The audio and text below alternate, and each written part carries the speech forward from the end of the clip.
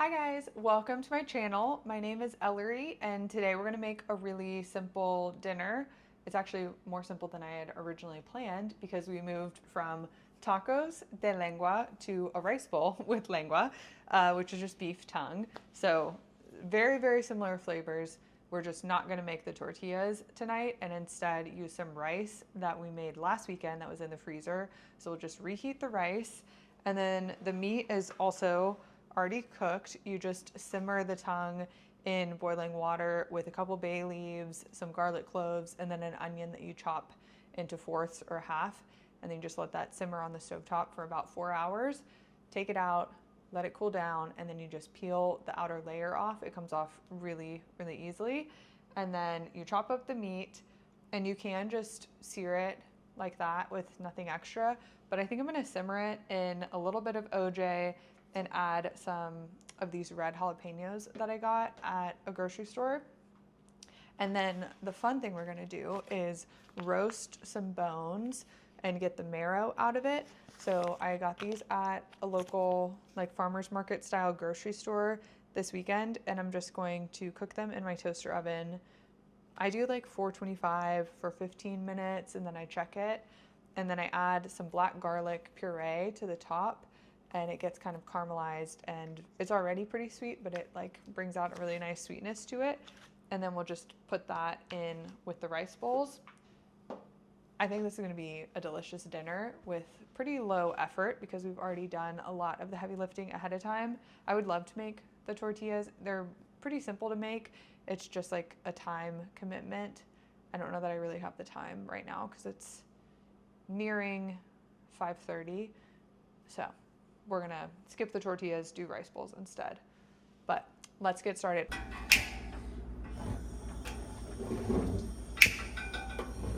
Medium high for the meat, medium low for the rice. I'm just gonna go ahead and get the rice in here. It's just frozen solid, so splash of water. Okay. This is definitely optional, but I'm gonna use this leaf lard, which is just pork fat,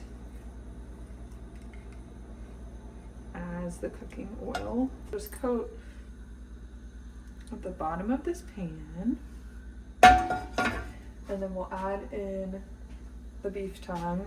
This is kind of like larger pieces, but with it simmering, it'll get kind of pulled apart.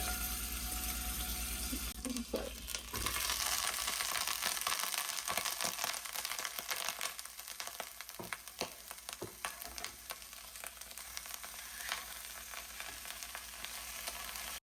I'm just gonna let that cook a little bit, and then we'll add in some of the orange juice and the bay leaves and other seasonings. I don't always mess with oil, but for this I think it'll be good because a lot of what you're roasting the bones for is the marrow, and that, you know, spills out of the bones themselves. So if you put oil down, you can just kind of pour it from that. And I just see that as like a finishing touch to this dish. Definitely not necessary, but something I like to do. So this is just some of the broth that the beef tongue was cooked in. So I'm gonna add some orange juice and then some of that broth. And we'll just simmer it.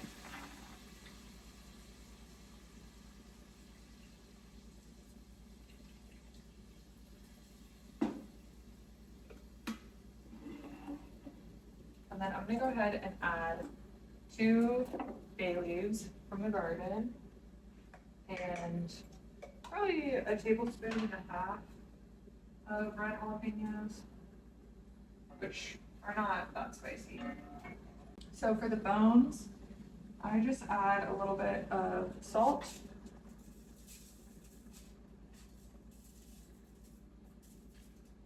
And then you can go ahead and add some pepper, why not? And then I have the toaster oven preheating to 425 right now. But I just go ahead and put them in. I don't really wait for it to preheat. Some things I wait, but for this I don't.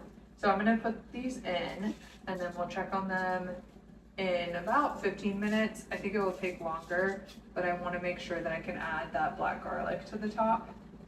So I'll show you the before.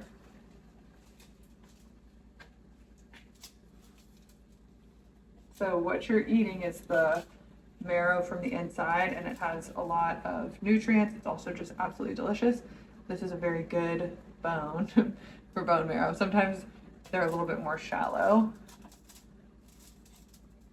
Like, that one's pretty good too. So all of that top layer is what we'll scoop out and put in our little rice bowls. It's really good, y'all, I promise. I think I'm gonna turn the beef down to like medium low.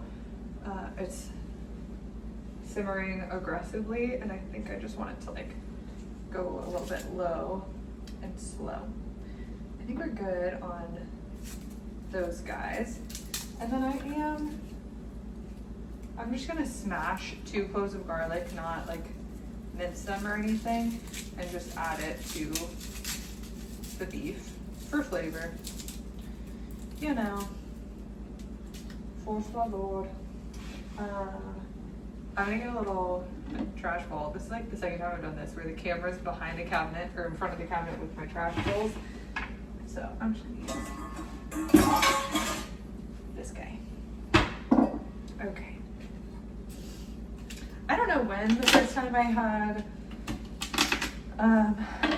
tacos de lengua would be, like probably just, you know, at like a Mexican restaurant with the little street taco kind of style thing. But I grew up in San Antonio, so I grew up eating very good Mexican food, and stuff like menudo or barbacoa that is a little atypical of like American style food to use those cuts of meat. Menudo uses tripe, and then barbacoa uses beef cheeks, both of which are like 2 of my favorite dishes. So I definitely love this kind of food, and it feels very like intuitive to cook this style of food for me. Some other types of cuisine is a little bit harder for me to feel like really confident and comfortable cooking, but I would love to learn. Like Thai food, I am pretty uncomfortable cooking it, but my husband Andre and I did take a class from one of my favorite Thai restaurants here in Austin, called Thai Fresh, and it was so fun. It's taught by the owner, this really sweet woman named Jam. I actually, hold on, I have the cookbook. So this is the Thai Fresh cookbook, and it was actually shot by a friend of mine, Jody Horton, who, like, I absolutely love his photography, and he has this little press called, I think they call it St. John Press, which maybe this one's not published by them, but they have since published a lot of really beautiful cookbooks. So absolutely love this cookbook, and this specifically, the crispy chicken cracklings, is so good. It's like, yeah, fried chicken skin, but with a lot of lime, chilies, green onion. It's just absolutely delicious. But yeah, we took a cooking class from her. They have like a little Thai Fresh cooking school that I think they started in 2020. But that was really fun to just hear from her. I learned so much. It was like maybe a 2-hour class or something, but we made a good amount of dishes. Like I think we made, it was a curry, pad thai, something else, and their mango sticky rice. And she just had like an absolute wealth of knowledge. Like she's one of those people, you ask one question and it's very clear that she could like explain it at multiple levels of expertise, and is like, you know, giving you the simpleton version of it, which I appreciated. So that was really cool to do, and you know, is something that I would like to do more of, is just learn how to instinctually cook Thai food, because that is my favorite style of Asian cooking.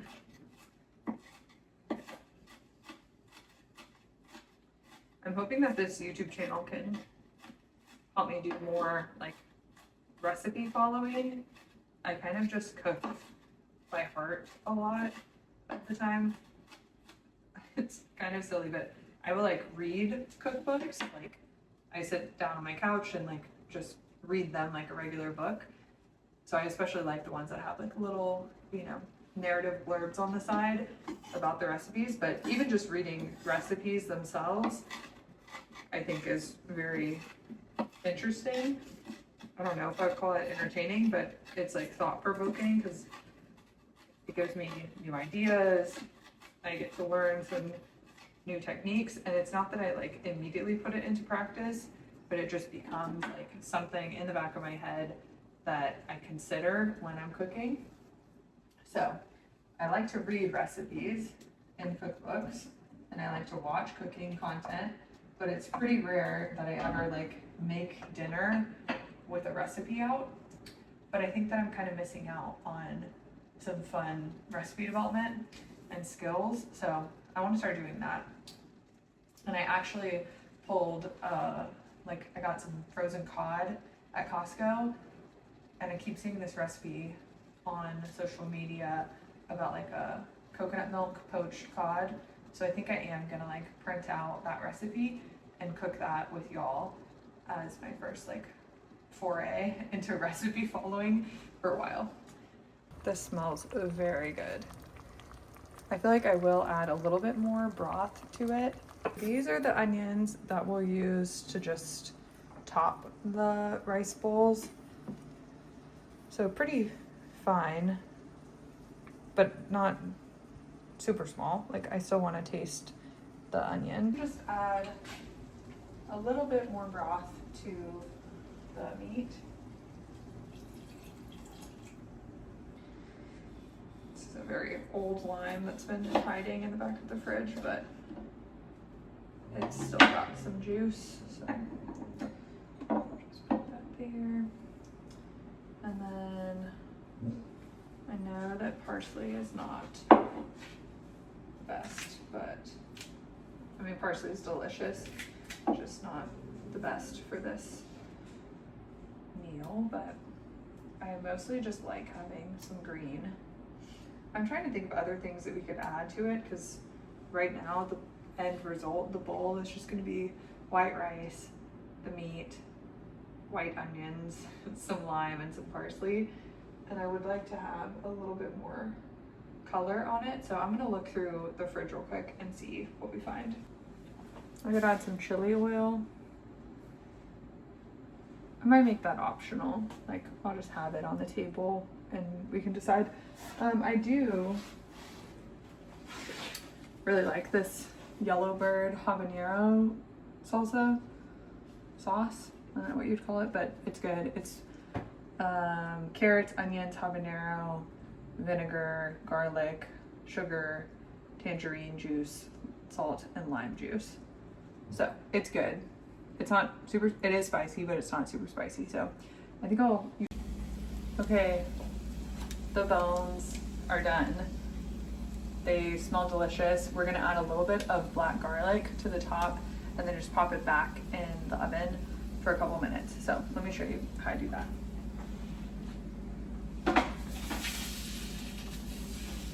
Sizzle, sizzle. Do I have a little thing? I do. A trivet,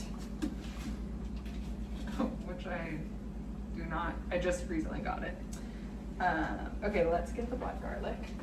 So there's a like wonderful man at the farmer's market named Alec who makes black garlic, like a whole clove, and that is by far my preferred way to get black garlic, specifically from him. He's so sweet and it's a really good price, but that farmer's market I don't really go to anymore. It's like downtown.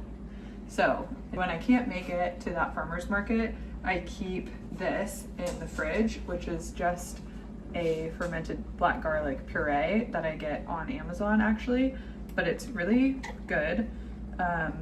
The reason why I prefer not just because I get to support an independent maker when I buy it from Alec, but I like the cloves over the puree because of the texture. The cloves, you kind of just dice them into like really small little cubes, and then they stay that way when you're cooking, and they soften and they just add this little sweetness, almost like a chopped like date would. But this obviously is very fine and pureed, so if you put it in like a risotto or something, it changes the color. It like darkens the meal, which sometimes doesn't look as appetizing, but it's actually perfect for this use, which is to just spread it on the bones, and then when you cook it, it kind of like caramelizes a little bit. So I'll try to show y'all, but they're hot, so I want to be careful. Okay, I'm gonna try to do this carefully, but with one hand, which is a challenge. So I put a good amount of it on, and I just spread it over the top like so. And I'll show you when it comes out of the oven, but it almost makes like a crust.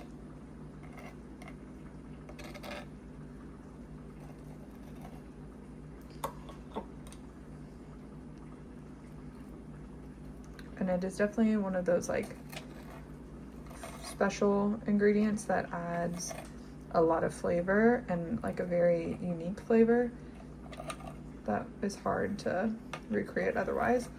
Preserved lemons are the same kind of thing in my mind, where it's like salty and zingy and delicious. And both of those are really good examples of an everyday ingredient of garlic and lemon, and then adding some thyme. With the preserved lemons, a lot of salt, which is also a very simple everyday ingredient. Okay, I feel good about that. It also just looks kind of cool, and it's very black. So this is gonna go back in the oven for a little bit, just like 2 or 3 minutes, and then we're basically ready to eat, which is great. Yum. I think it's pretty warm through. I'm gonna just add a splash of water.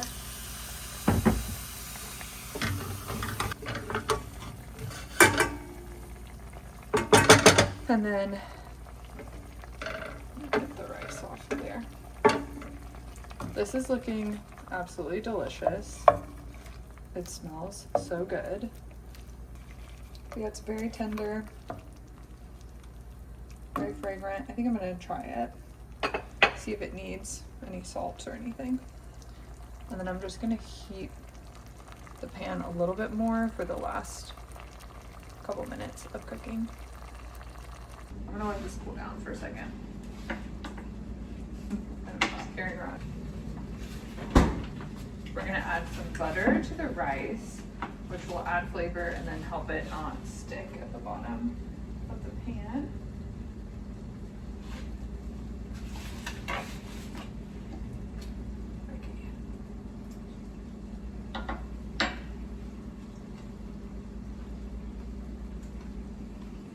Okay. I am not adding anything to that. That is so good. I'm so excited for Andre to try this. I've made him the tacos before, but I think this might be the best taco I've ever made. That is so good. I really think the simmering and the orange juice helped add that extra like flavor, which is inspired by a carnitas recipe, which is just pork butt and orange juice and water simmered for like 4 or 5 hours, which is so freaking good. And I actually think this will pair really well with the habanero sauce, so that's perfect. I am so excited. I was gonna chop another onion, but I think everything's ready, so we're not gonna do that.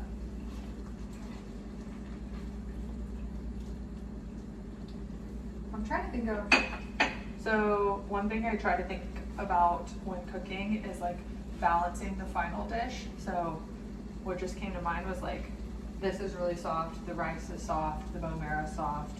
The only thing that like has any kind of crunch is the onions, which are chopped really small, so they also kind of don't have crunch. So I'm trying to think if I can add anything. Hi, Pablo. Off. I'm trying to think if I should add anything that's crunchy and what would be good. What do you think would be good, Pablo? I kind of just don't have anything right now. I'm like, out of sesame seeds. I have some almonds, but I don't think that would go. Oh.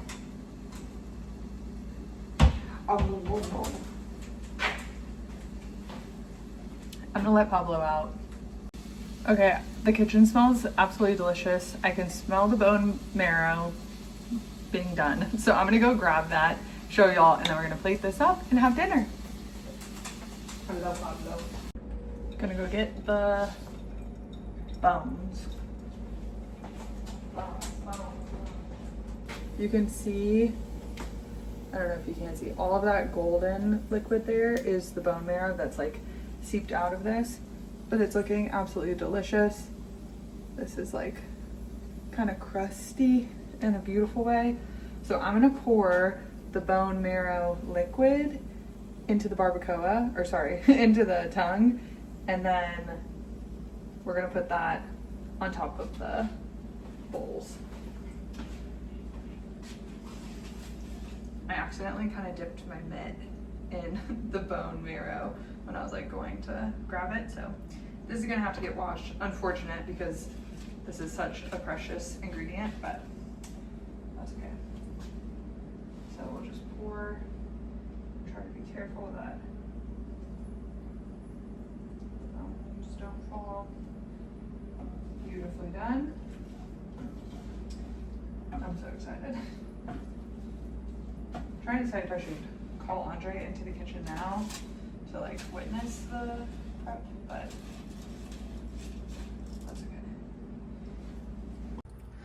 So we've got our rice, which I'm gonna just use a clean spoon. Nice and buttery and delicious.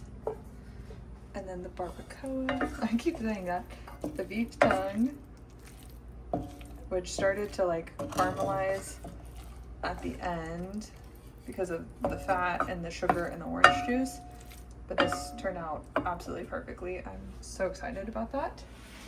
And then over here, we've got our bones, and then we'll just use this little knife to like scrape out the marrow, but you can kind of see like the black garlic on top. I'm so excited about that. Yum. And then we've got the chopped onions, which we'll just put in raw, a little bit of lime. This is honestly just for decor. And then the parsley, and then this habanero sauce. So I'm gonna just plate it up. I'll do a little bit of rice, a little bit of barbacoa, and then everything else. I always give Andre a little bit more rice than myself, because he really likes it. And then we'll just put this right on top.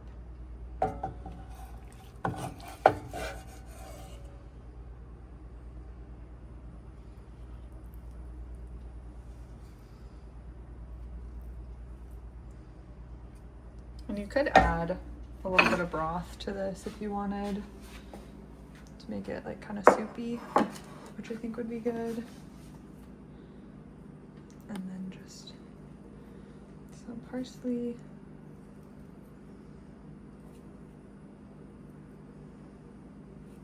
This looks so good. Okay, some onions.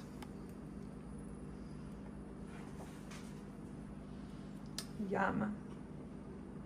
That looks so good. We just plated up Andre's and now mine. And then I'm gonna add the lime juice to both of them. And I kind of want to just put the bones like in it, which is kind of crazy, but let's see. Excuse me, Pablo. So I was thinking that this could be kind of cool to do. But is that too crazy? I think it kind of looks cool. I think I'm gonna do that because why not? It's our house. We can do what we want. I think that looks pretty cool. Okay, the last step is just the lime, which I think is actually over here. Got my little juicer. And I'll just do the lime over all of it. Yum. That smells so good.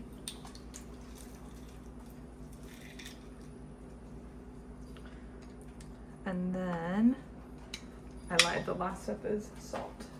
So I always use this flaky salt, which adds a nice texture to it. And it's not super salty, like it's not a very dense salt. It's a little bit more light. That's the meal. I'll give y'all a beauty shot of it. Not my tennis shoe. I know it kind of looks crazy with the bones, but honestly, I think that is going to be so good. I am very excited. And then we'll just add a little bit of this as we see fit.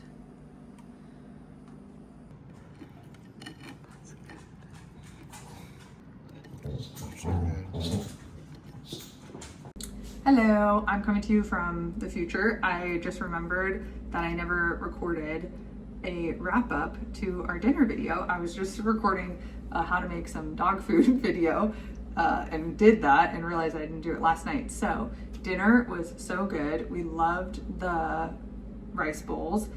The bone on top worked really well. Andre was very impressed with the presentation. He thought that it was cool and it was absolutely delicious. I definitely want to make that again. And since I wasn't following a recipe, I might just have to watch my own video to see how I made it exactly.